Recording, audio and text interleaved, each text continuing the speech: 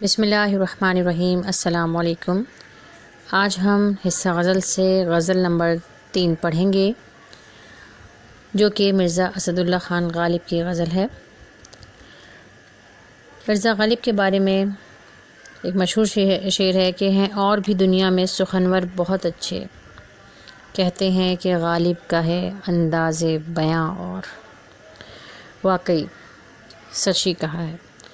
واقعی غالب کا انداز بیاں اور ہے۔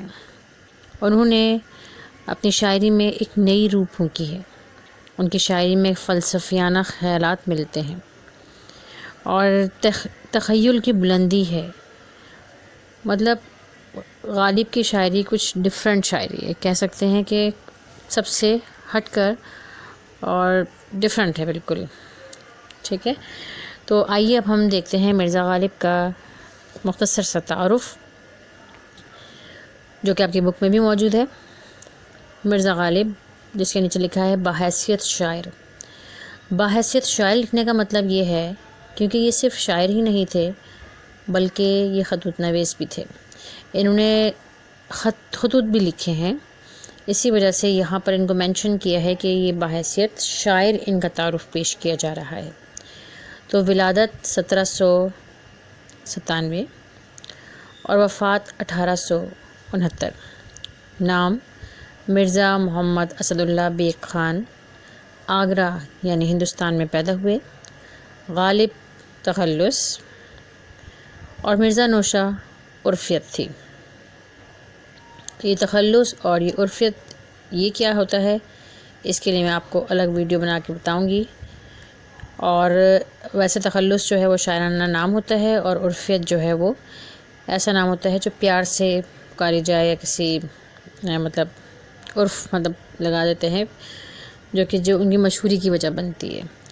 تو غالب سے پہلے اردو غزل پرانے انداز و خیالات کی حامل تھی، لیکن آپ نے کیا کیا؟ آپ نے فلسفہ، سیاست، معاشرت، ان موضوعات کو نئے انداز سے پیش کیا۔ ندرت بیان یعنی بیان کی خوبصورتی، تنوع یعنی ویریشن، بہت ساری ورائٹی تھی ان کی شاعری میں، اور رفت خیال یعنی خیالات کی بلندی ان کی شاعری کا خاصہ تھی۔ خاصہ کا مطلب ہوتا ہے خصوصیت، یعنی اہم باتیں ان کی یعنی کہ شاعری کی یہ ہیں۔ آپ کی دیگر کتابوں کے علاوہ دیوان غالب اور کلیات غالب فارسی بہت مشہور ہیں۔ غالب کو آخری مغل بادشاہ بہادر شاہ ظفر نے اپنا استاد مقرر کیا، اور دبیر الملک، نظام جنگ اور نجم الدولہ جیسے خطابات جو ہے وہ ان سے بھی نوازا۔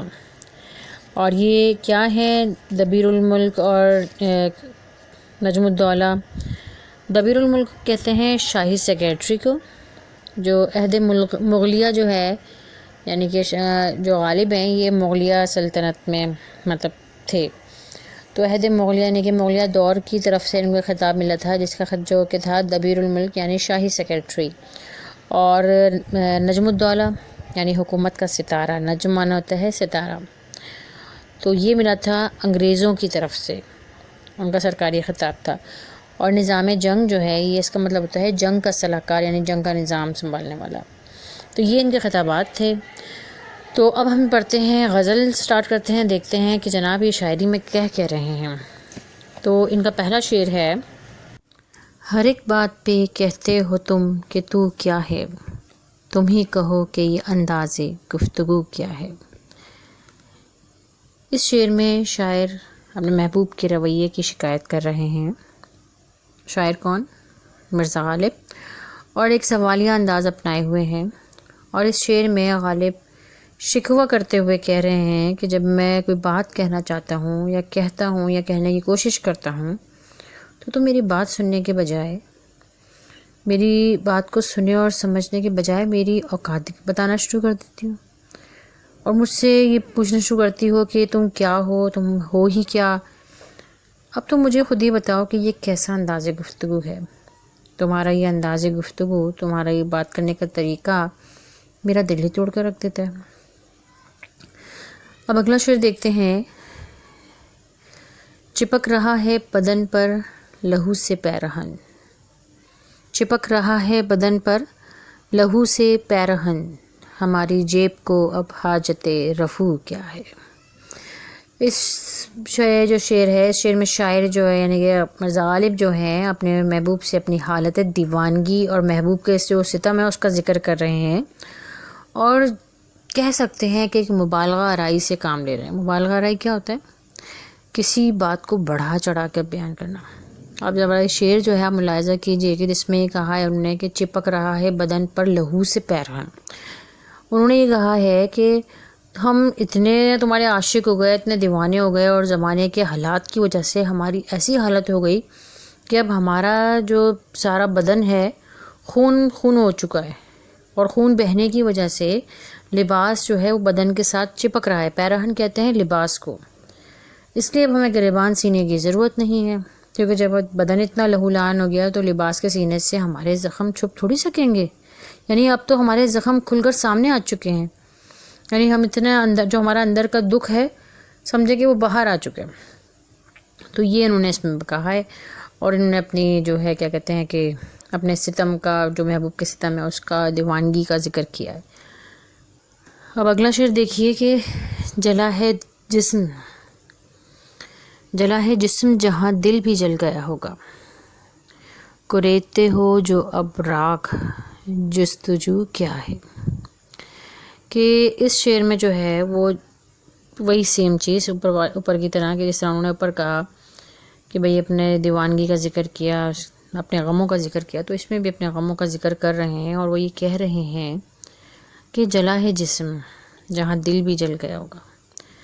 مطلب محبوب کے دیے ہوئے غموں کی شکایت کرتے ہوئے کہہ رہے ہیں کہ محبوب کی بے وفائی، بے مروتی، لاپرواہی کا گلہ کرتے ہوئے کہہ رہے ہیں کہ جب دل میرا اتنا جل گیا ہے تو اس کی جلن سے پورا وجود ہی جل چکا ہے۔ اب تم چاہتے کیا ہو؟ اب تم مجھے کتنا تباہ کرو گے؟ اب تو میرے پاس کچھ بچا ہی نہیں۔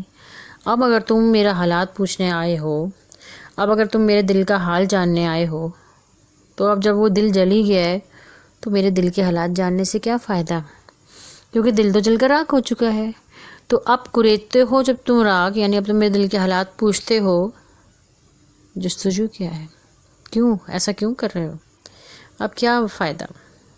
اب تو ان کا 4تھ شعر تھا، بلکہ ہے رگوں میں دوڑتے پھرنے کے ہم نہیں قائل، رگوں میں دوڑتے پھرنے کے ہم نہیں قائل، جب آنکھ ہی سے نہ ٹپکا تو پھر لہو کیا ہے۔ اس شعر میں شاعر یعنی مرزا غالب صاحب جو ہیں وہ اپنے دکھوں کا، اپنے غموں کا رونا رو رہے ہیں، اور کیا کہہ رہے ہیں؟ وہ یہ کہہ رہے ہیں کہ ہم ایسے دکھوں کے قائل نہیں ہیں، ایسے غموں کے قائل نہیں ہیں کہ جو اپنے اندر ہی سمائے رہیں اور کسی سے ہم اس کو شیئر نہ کر سکیں، تو بس وہ ہمارے خون میں شامل ہو وہ دکھ اور وہ غم، اور رگوں میں ہی پھرتے رہیں۔ ارے نہیں بھائی، ان دکھوں کو، ان غموں کو کیا ہونا ہے، ان کو باہر نکالنے کے لیے لوگوں کو بتانا ہے کہ ہمیں یہ غم ہے، ہمیں یہ پریشانی ہے، ہمیں یہ دکھ ہے۔ تو وہ دکھ ہی کیا جو آنکھ سے نہ ٹپکے۔ تو آنکھ سے کس طرح ٹپکے؟ یعنی کہ آنکھ سے جب آنسو نکلے تو وہ آنسو نہ ہوں بلکہ وہ خون کے آنسو ہوں۔ یعنی کہ اس شعر میں مرزا غالب جو ہیں وہ اپنے غم کی ترجمانی کر رہے ہیں، اور اپنے محبوب کے دیے ہوئے جو غم ہیں ان کو بیان کرتے ہوئے کہہ رہے ہیں کہ اب اتنے دکھ ہو گئے ہیں، اب اتنا غم ہو گیا ہے کہ اب تو آنکھ میں آنسو کی جگہ بھی لہو ٹپکتا ہے، جس کا مطلب واقعی اب خود دل خون کے آنسو رونے لگا ہے۔ اور یہ دکھ اور کرب کی ایک انتہا ہے کہ اب رگوں ہی میں نہیں پھرتا اب ہمارا غم، بلکہ اب تو آنکھوں کے ذریعے لہو کی صورت میں ٹپکتا ہے، اور ہم بھی ایسا ہی وہ چاہتے ہیں کہ آپ اپنے دکھ کا اظہار تو کریں، آپ بتائیں تو کہ آپ پریشان ہیں۔ تو اگر آپ اظہار ہی نہیں کریں گے تو آپ کی پریشانی کا کوئی حل کیا نکلے گا؟ تو ہو سکتا ہے کہ کوئی صورت نظر آ جائے۔ لیکن غالب کا یہ ایک شعر یہ ہے کہ کوئی امید بر نہیں آتی، کوئی صورت نظر نہیں آتی، تو پھر وہ کس اس پہ کہیں کہ اپنا دعا بیان کریں۔ اگلے شعر دیکھتے ہیں۔ رہی نہ طاقت گفتار اور اگر ہو بھی تو کس امید پہ کہیے کہ آرزو کیا ہے۔ جی، تو اس شعر میں مرزا غالب صاحب جو ہیں وہ یہ کہہ رہے ہیں کہ رہی نہ طاقت گفتار۔ طاقت گفتار کا مطلب ہوتا ہے بات کرنے کی طاقت۔ ٹھیک ہے. اور اگر ہو بھی تو کس امید پہ کہیں، یعنی اب امیدیں سب ختم ہو چکی ہیں. اب ہم کس امید پر اپنا مدعا بیان کریں، اپنی بات جو ہے وہ ہم کس امید پر کریں، کیونکہ ان کی حالت جو ہے وہ بیچاری بالکل ہی کہہ سکتے ہیں نا کہ ان کا، اگر آپ غزل آپ نے پڑھی ہے، آپ نے غور سے پڑھی ہے تو آپ نے دیکھا ہوگا کہ ان کی حالت ایسی ہے کہ ان کے جسم پر اب لہو سے پیرہن چپک رہا ہے، یعنی لباس چپک رہا ہے، یعنی اتنا لہو، ان کا جسم لہو لہان ہو گیا. دوسرا یہ کہ ان کے جسم جل کے راکھ ہو گیا اور دل بھی جل گیا. اور تو اور ان کا جو دکھ تھا وہ آنکھوں کے ذریعے لہو، یعنی خون کے آنسو کی صورت میں ان کا دکھ ٹپکنا شروع ہو گیا. تو پھر ظاہری سی بات ہے ایسی سچویشن میں کہاں طاقت گفتار ہوتی ہے، کہاں بات کرنے کی طاقت ہوتی ہے. لیکن اگر پھر بھی وہ طاقت گفتار کہیں سے بات کرنے کی ہمت لے بھی آئیں تو امید ہی ختم ہو چکی ہے. اب تو بس نا امید ہو کے وہ بیٹھ چکے ہیں، اور اب وہ کہتے ہیں کہ اب تو ساری امیدیں دم توڑ چکی ہیں. تو اس میں وہ بالکل ہی مایوس ہو گئے ہیں اور اپنی مایوسی کا اظہار کر رہے ہیں، اور وہ اپنی بے وفائی سے، یعنی کہ بتا رہے ہیں کہ اب میں محبوب کی بے وفائی سہ کر اتنا زیادہ میں نا امید ہو چکا ہوں کہ اب اپنی خواہش کا اظہار بھی نہیں کرنا چاہتا. یعنی اب اپنی کس امید پر میں اپنی خواہش کا اظہار کروں، اب تو ساری امیدیں ہی دم توڑ چکی ہیں، اس لیے اب بات کرنا ہی بیکار ہے. ٹھیک ہے جی، اگلا شعر دیکھیے کہ اس میں یہ کہہ رہے ہیں، ہوا ہے شیخ احمد صاحب پھرے ہے تراتا، وگرنہ شہر میں غالب کی آبرو کیا ہے. ہوا ہے شیخ احمد صاحب، مصاحب کا مطلب ہوتا ہے دوست، ساتھی. پھرے ہے تراتا، وہ تو آپ کو پتہ ہی ہوگا تراتا کس طرح پھرتے ہیں. وگرنہ شہر میں غالب کی آبرو یعنی عزت. تو اس شعر میں شاعر کیا کر رہے ہیں، تو کچھ عاجزی اور انکساری کا اظہار کر رہے ہیں. وہ یہ کہہ رہے ہیں کہ میری کوئی قدر و قیمت نہیں ہے. جب سے میں شیخ کا مصاحب یعنی بادشاہ کے ساتھ میرا اٹھنا بیٹھنا شروع ہوا ہے، تب سے میری جو ہے وہ قدر و قیمت، عزت تکریم میں اضافہ ہو چکا ہے.